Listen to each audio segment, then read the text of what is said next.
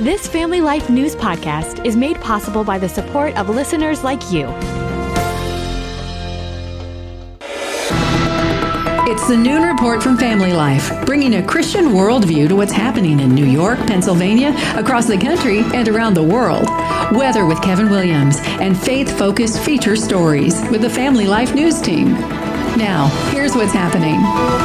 Ceasefire holds for now. Good afternoon. Welcome aboard. War Secretary Pete Hegseth says Project Freedom is giving stranded ships in the hotly contested Strait of Hormuz a new lease on life as a fragile ceasefire continues with war-torn Iran. Project Freedom is defensive in nature, focused in scope, and temporary in duration, with one mission: protecting innocent commercial shipping from Iranian aggression. At the Pentagon this morning, Hegseth said Iran is not in control of the Strait of Hormuz. As a direct gift from the United States to the world, we have established a powerful red, white, and blue dome over the strait. We prefer this to be a peaceful operation, but are locked and loaded to defend our people, our ships, our aircraft, and this mission without hesitation. President Trump had the following observation about Operation Epic Fury 2 months in. It's working out very nicely. They have no Navy, they have no Air Force, they have no radar, they have no nothing.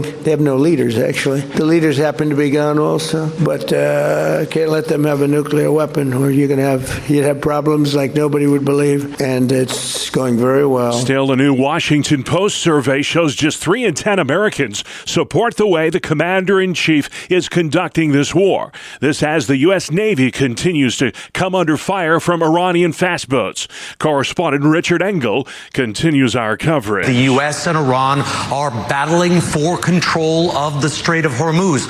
Iran says it's just getting started. President Trump is dismissing this crisis, saying it's a mini war that the U.S. will soon win. A half dozen enemy vessels were sunk yesterday by the U.S. Navy. Also on Monday, the U.S. military escorted several trapped ships from the strait, which continues to be choked off due to our blockade. Retired Army General Keith Kellogg is not sure this war can be won apart from regime change. Look, I don't think an air campaign by itself will do much. These guys are thugs. They're not going to be true to their word. And as long as you've got a theocratic government in charge, then we're going to continue to have problems. South Carolina Senator Lindsey Graham thinks the U.S. should arm the Iranian people so they can rise up against the regime. I would load the Iranian people up with weapons so they could go to the streets armed and turn the tide of battle inside Iran. We don't need American boots on the ground. We've got millions of boots on the ground in Iran.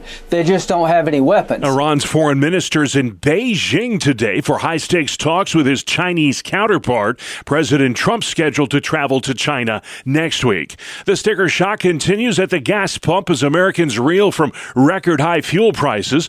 The price at the pump's up more than $1.50 since the war started in late February. It's a little bit disturbing when you look at that and see the money that's going in the gas tank instead of going into food or other necessities. I'm 58 years old and I've never seen gas prices like this that I can remember. We support what they're doing in Iran, and if this is a cost we have to do, we're just going to be patient. Energy analysts predict it could be another year before pump prices retreat to pre-war levels. Secret Service agents took down an armed man yesterday near the Washington Monument. That prompted a brief lockdown of the White House. We're patrolling this area, and every site we do 24/7 hardcore.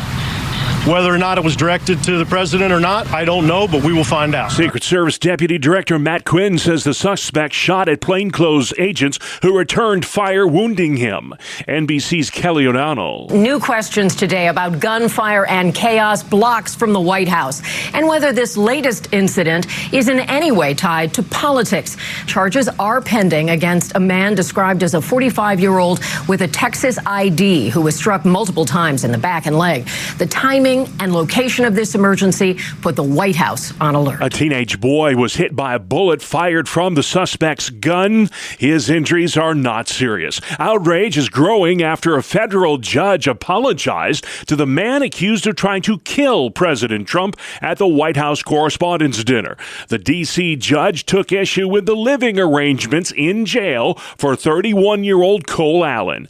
Constitutional attorney Mark Smith. This guy was trying to kill as many many people as possible, including the President of the United States. So in my view, it's simply crazy for a judge to criticize the conditions in which he has been currently held, because not only obviously has he demonstrated on videotape, no less, that he is a danger to other people, he also, by virtue of reports, indicate he was not planning on surviving this attack, which suggests there's suicidal thoughts in his mind, which means he's a danger to himself. The judge's apology came a few hours after Cole Allen was taken off suicide watch. He'll enter a plea at his next court appearance next week. Banning cell phones in schools has improved student mental well-being, according to a new study, but it has not improved test scores. The nonprofit National Bureau of Economic Research looked at thousands of schools and found that grades and attendance still have not improved despite cell phone bans.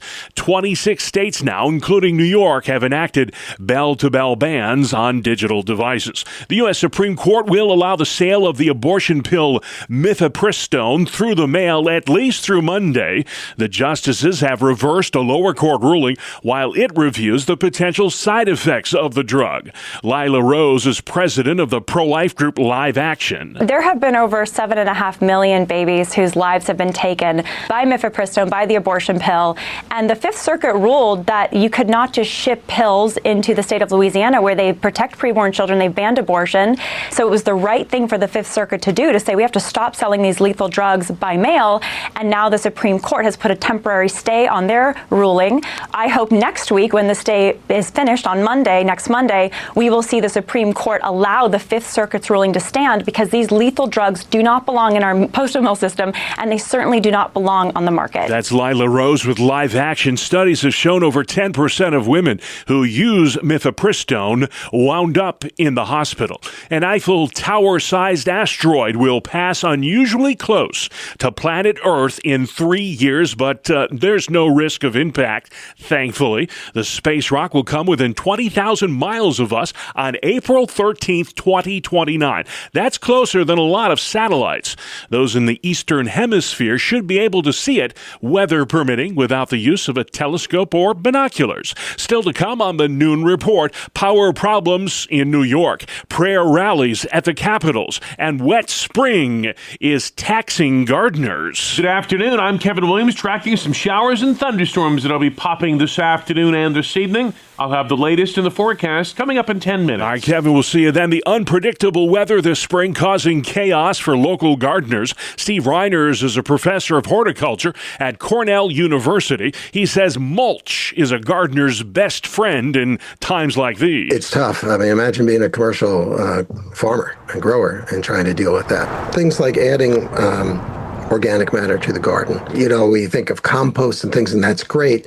But even adding some sort of bulky, even like a mulch that you would normally use to put around your plants, trying to put some of that into the soil can actually help aerate it a little bit. You don't want to do that when the soil's very wet, because that just ruins the soil. Chris Zeitz runs Russell's Garden Center in Amherst. He tells WGRZ the wet weather's posing several challenges. It's just not even just the wet, but the few cold nights we had recently. So we held off on, putting a lot of stuff out yet, because we have to cover it. We lay it all down, cover it with frost cloth, and that's a lot of work. Many gardeners traditionally use Mother's Day or Memorial Day as benchmarks for planting, but this year's weather has complicated the timeline. A new report shows New York's power grid is ill-equipped to handle a stifling heat wave this summer, should it come to that. Energy experts warn rolling blackouts could result from a sudden surge in air conditioning usage over the next several months. It's really an aging generation fleet we have in New York, and they're just not operating at a level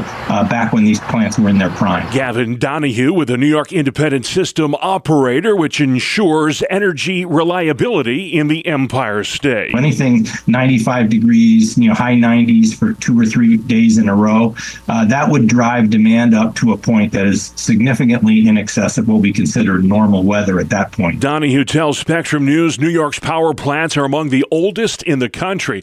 Patrick Stella with National Grid says that is concerning given the fact that more New Yorkers are using electricity than ever before. The demand for power has gone up, and the availability of that power is lagging a little bit behind that. Last summer, there were 4 separate official heat waves in New York. A heat wave is technically defined as 3 consecutive days of above 90 degrees. With energy bills on the rise, Pennsylvania's governor's turning up the heat on utility companies. Here's Family Life's Brian Query. Governor Josh Shapiro is warning utility providers to rein in what he calls, quote, unacceptably high rate increases or face public opposition from his office. In a letter to utility leaders, Shapiro says rising costs have reached a tipping point for many families and is urging companies to change how they set rates, finance projects, and determine profits. While the Pennsylvania Public Utility Commission ultimately approves rate hikes, Shapiro is using his platform to push for reforms. Consumer advocates say the move is a step forward, but note any real relief for customers will likely require broader regulatory and legislative changes. Brian Query, Family Life News. New York's congressional Democrats are looking to redraw the state's political boundary lines. House Minority Leader Hakeem Jeffries has dispatched Rochester area Democrat Joe Morelli to Governor Hochul's office today to discuss mid-decade redistricting. Morelli is the top Democrat on the House Administration Committee, which has jurisdiction over federal elections. Currently, Democrats hold a 19-7 advantage over Republicans in New York. Only 3 of the state's 26 congressional seats are competitive this fall, according to the Cook Political Report. Jeffries wouldn't say how many seats Democrats hope to pick up under his initiative, which he's now calling the New York Democracy Project. National Nurses Week starts tomorrow, and a new study shows more men than ever before are stepping into the profession that's been traditionally dominated by women. Tim Sheptick is a male nurse at St. Joseph's Hospital in Syracuse. I originally wanted to be a firefighter, so I took an EMT course, and then I just really learned to love the medicine part of it and taking care of patients. On my unit, I work with a lot of great people, and most of them are females, but I don't think it's bothered me. I've learned to look past it. 13% of registered nurses in this country today are male. That's up from 9% 20 years ago. A proposed plan in Harrisburg would make it easier for Pennsylvanians to report fraud and government waste. State Rep Abigail Salisbury calling for the creation of a new statewide whistleblower office to help streamline how residents report fraud, abuse, and misuse of public funds. The office would include a 24/7 hotline and an online reporting system allowing tips to be submitted anonymously. Salisbury says the goal is to improve transparency and make it easier to uncover wrongdoing within state agencies. Senate Minority Leader Chuck Schumer was in Niagara Falls yesterday to announce a new initiative aimed at driving down the cost of meat. He thinks increasing competition is the key to you paying less at the grocery store. 4 companies control 85% of the beef market. 4 companies control 67% of the pork market. 4 companies control 60% of the chicken market. There's no competition. Schumer's Family Grocery and Farmer Relief Act is designed to break up meat packing monopolies. Grocery prices in New York have risen by more than $400 a month the past decade. A former mid-state corrections officer facing prison time for his role in the death of an inmate. Yesterday, Caleb Blair pled guilty to manslaughter just moments before his murder trial was set to begin. Special Prosecutor Bill Fitzpatrick. 11 years is not exactly a slap on the wrist. Doesn't bring back the man's life, but I think it sends a pretty dramatic message to corrections officers in the future. Blair They're facing over a decade behind bars for the beating death of 22-year-old Messiah Nantwi at a medium security prison in Marcy, New York on March 1st of last year.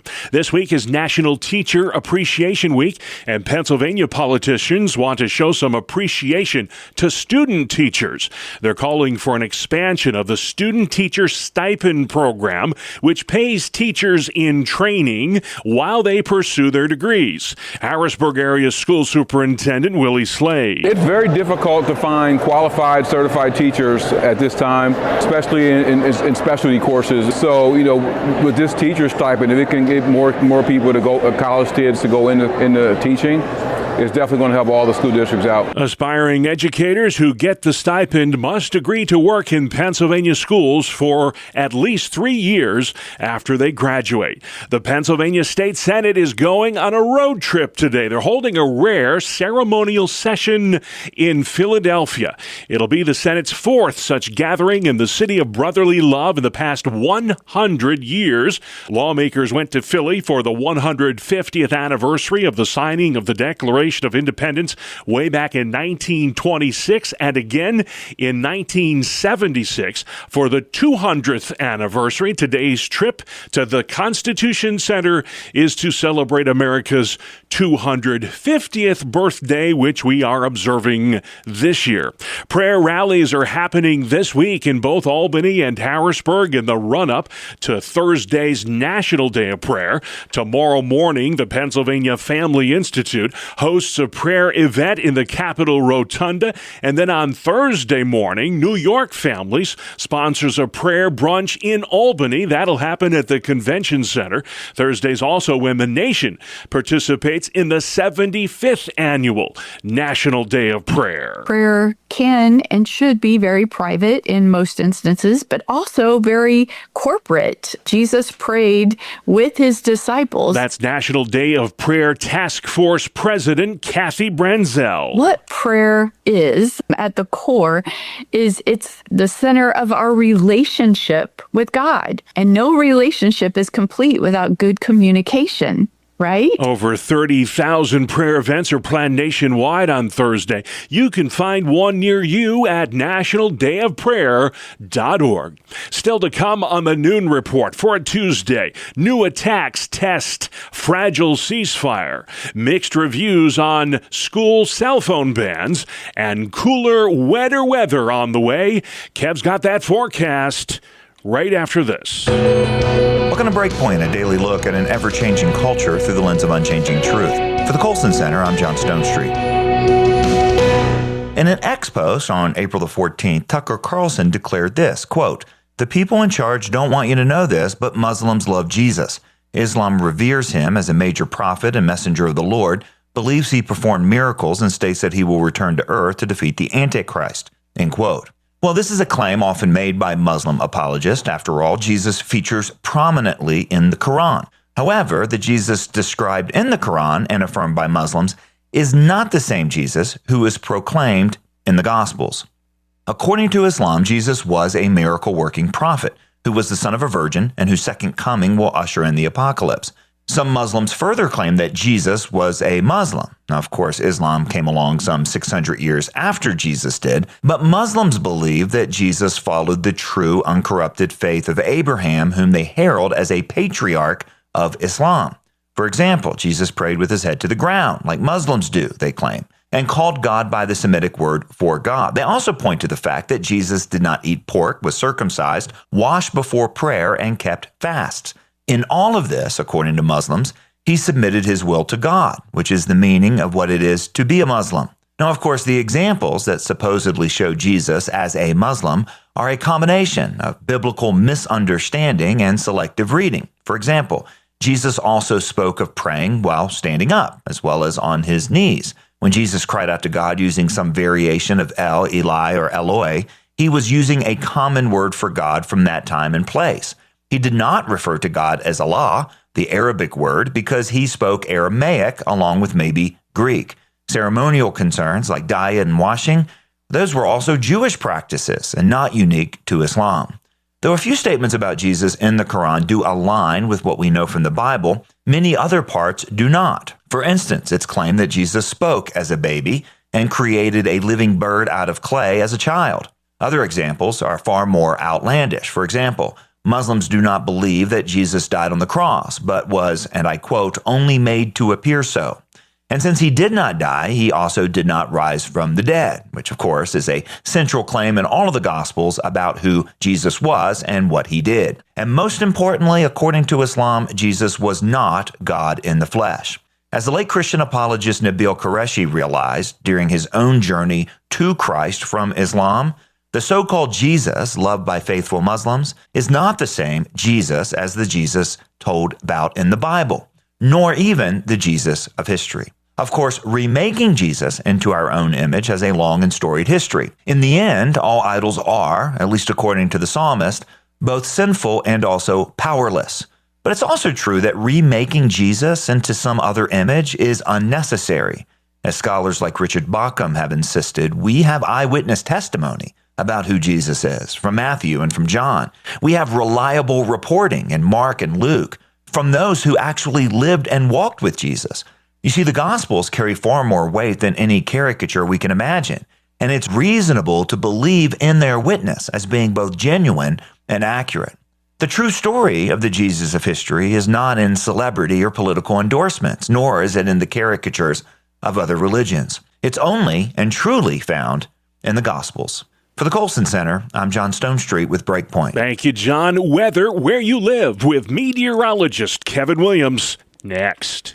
Here is your Family Life regional weather forecast for this afternoon. Still relatively warm, a little breezy. We'll have clouds, sun intervals, and there'll be some scattered showers and thunderstorms around. High temperatures from the mid-60s near Lake Ontario to the mid and upper 70s in parts of central and eastern Pennsylvania. Then tonight and tomorrow, cloudy with rain much of the time, turning much cooler. Low temps tonight, 40s and low 50s. High temps tomorrow, mostly upper 40s and 50s. Then Thursday, clouds and fog break for some sunshine. Still cool, though, with high temperatures mostly in the 50s. This is the Noon Report on Family Life. I'm your host, Bob Price. Lots to get to. Tuesday, the 5th of May, President Trump's warning Iran that it will be blown off the face of the earth, his words, if they try to stop us from guiding ships through the Strait of Hormuz. Here's Treasury Secretary Scott Bessent on Fox and Friends. We are just firing if fired upon. We are not the provocateurs here, but if the Iranians want to escalate here, we are willing to escalate. 7 Iranian fast boats were sunk yesterday for interfering with Project Freedom, the new initiative aimed at escorting neutral ships from the Persian Gulf to the Gulf of Oman. Correspondent Ashley Webster. Iran has been responding very aggressively, firing on commercial ships, claiming 2 missiles actually hit a U.S. warship, which, by the way, Washington says is simply not true. Despite Iran's menacing moves, the ceasefire still holds. A new Washington Post poll shows just 33% of Americans approve of the war. Terrorism expert Eric Stakelbeck. This has only been going on for 2 months, and it seems like an eternity to the mainstream media if they're calling this a quagmire again after 2 months. And I think that may be having an effect on public opinion, but I don't think President Trump's going to blink here. He seems committed to seeing it through, and he should, like his 7 predecessors did not. Stakelbeck believes public disdain for the war is driven mostly by the high cost of gasoline. The price at the pump's risen by more than $1.50 since Operation Epic Fury began. The White House was briefly locked down yesterday because of a shooting near the Washington Monument just blocks away. Secret Service Deputy Director Matt Quinn. Not long before this shooting occurred, the vice president's motorcade did transit through this area. The armed suspect fired at Secret Service agents who returned fire, wounding him. A teenage boy was hit by a bullet but was not seriously injured. Secret Service agents had been tailing this suspect after noticing him near the White House with a handgun. It's primary day in Ohio. Republicans in the Buckeye State deciding their candidate for governor. Incumbent Governor Mike DeWine cannot run again because of term limits. Former GOP presidential contender Vivek Ramaswamy, backed by the president, is the frontrunner. If he wins today, he'll face off in November against Amy Acton, the only Democrat in the race. The U.S. Supreme Court will allow the sale of the pill mifepristone at least through Monday, while it reviews the potential side effects of this do-it-yourself abortifacient. Correspondent Stacey Lynn gets reaction from the White House. The Trump administration administration says it remains committed to a pro-life, pro-family, and public safety agenda, and is still closely monitoring the ongoing litigation related to the ruling. It also says the FDA is conducting a rigorous scientific review of mifepristone to address safety concerns. More than half of all abortions in this country are now performed by pills, not surgeries. Mifepristone has become more popular since the Supreme Court overturned Roe v. Wade in the summer of 2022. A new report shows mixed results for school cell phone bans. Experts say eliminating those digital distractions from the classroom has helped alleviate mental health problems, but has not directly led to better academic performance. According to the National Bureau of Economic Research, attendance rates have also not fluctuated much since bell-to-bell bans were enacted. 2/3 of the states in these United States have restricted access to phones at school. New York among them. Pennsylvania is considering the matter. Celebrations are underway today in honor of Cinco de Mayo, which in Spanish means May 5th. Imagine that. Reporter Mark Mayfield. It was on this date in 1862 when the outnumbered Mexican army defeated the invading French forces of Napoleon III at the Battle of Puebla. The Mexican military victory evolved over the years to become what it is today, a celebration of the rich heritage of music, dance, food, and culture. As the population of Mexican Americans has increased over the years, so has the popularity of Cinco de Mayo, especially for states near the Mexican border. There are an estimated 21 million Americans of Mexican descent living in the U.S. I'm Mark Mayfield. Thank you, Mark. Secretary of State Marco Rubio will fill in for Caroline Leavitt today as press secretary. Leavitt's out on maternity leave to give birth to her second child. Rubio will host his first press briefing at 3 p.m. today. It's not clear how long he'll hold on to that job. You're listening to the Noon Report for a Tuesday on Family Life. Raising awareness about a challenging health condition. Welcome back to another edition of Hometown Heroes on Family Life.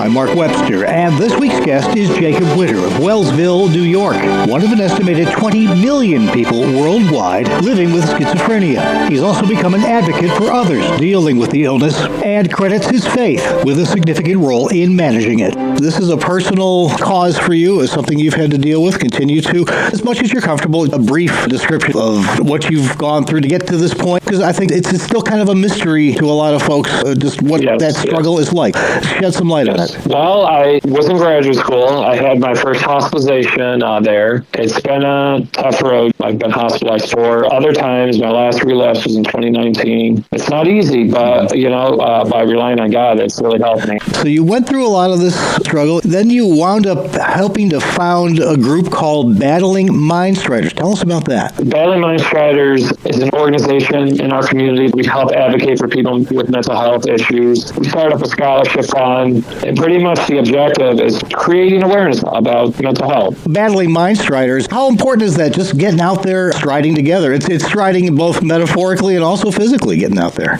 When we do these type of things, it helps people, and isolating is not a good way. So by having these walk every Saturdays, we're having these events, it helps educate our community. It helps people who may be struggling, seeing that, maybe I can actually get out there, right, and do something. Absolutely. I know you've also formed a partnership with the Allegheny County Area Foundation to establish an Overcoming Challenges Scholarship Fund. Tell us about that. We're going to award $500 to a deserving high school senior who's a resident of Allegheny County and has overcome some type of challenge in their life. It doesn't have to be physical or mental. There could be other reasons too. What do you hope that it will accomplish? The hope is to award this scholarship to a student with a mental health diagnosis or a physical disability. You got to be accepted into a 2 or 4 year program, and students must have maintained a 2.5 GPA. They have to write an essay describing why they are deserving of the scholarship. You just were recently named to a state advisory committee on this, so congratulations on that. It's got to be gratifying to you because you've been an advocate for so long to finally you'll have a voice now at the not only at the local level but the state level too. Yeah, especially too. It's been a long road for me. Like I said, my first hospitalization was in graduate school at Ohio State, I continued to persevere. Back then, I would have given up. But what I tell people is to never give up. If you give up, you're letting the enemy win, and you don't want to do that. You touched on this a bit, the role that your faith has played in your health here. Yes. When I was a kid, we went to Protestant churches. When I attended my undergrad at St. Bonaventure, I got confirmed, had my baptism, went through the sacraments and everything. And it's been a blessing. As long as you believe in God, He will be there for you, and He will keep on helping you through hardships or through, like with, for example, my schizophrenia, helping me with my mental health issues. For somebody who maybe doesn't know much about it, what would you want them to know, to learn about it? Well, I want everybody to know, one, God's on your side if you're going through something, and two, be more aware, educate yourself more. And another thing is be there for each other. It's about helping everybody. To anybody out there struggling, know that God is there for you, and He will be there for you if you just rely on Him. Never give up. Always know that if you're going through something and if you need help, please reach out to anybody, especially God. God will help you too. It's about having God in our life. It's about helping people. God's obviously the number one thing. God, family, and helping people, right? That's Jacob Witter of Wellsville, New York, coping with and helping others manage the challenges of schizophrenia. For more about awareness events being held this month by Battling Mind Striders, head to the Hometown Heroes podcast page. Please join us again next time as we search for your home, your town, your hero. It's Hometown Heroes on Family Life. Thank you very much, Mark Webster. Hometown Heroes comes your way Tuesdays during the Noon Report or online anytime at Apple Podcasts, Spotify, YouTube, and FamilyLife.org. And finally at noon for a Tuesday, if power napping was a sport, South Korea would be a medal contender. The 2026 Hangong Nap competition took place Saturday in Seoul. Monica Nelson was there and files this report. It happened near the Hangong River. Dozens of contestants stretch out on mats, battling for the title of South Korea's top sleeper. Judges will monitor heart rate, stillness, and overall commitment to horizontal excellence. One guy fell asleep in under 20 seconds. Another was disqualified for sleep talking about laundry. Organizers say the event highlights the importance of rest in a high-pressure society. I'm Monica Nelson. 170 contestants took part in the second annual Power Nap competition in Seoul. A man in his 80s was this year's winner. And that's our world, the world we live in. Tuesday, the 5th day of May. I'm Bob Price, Family Life News. You've been listening to the Noon Report, heard weekdays on Family Life. Thank you for listening. Thank you for listening to this Family Life News podcast. If you've been encouraged by what you've heard, please share it with others and click the subscribe button to automatically receive future episodes. Family Life is a listener-supported ministry. Podcasts like this are made possible by your financial partnership. Find out more at familylife.org.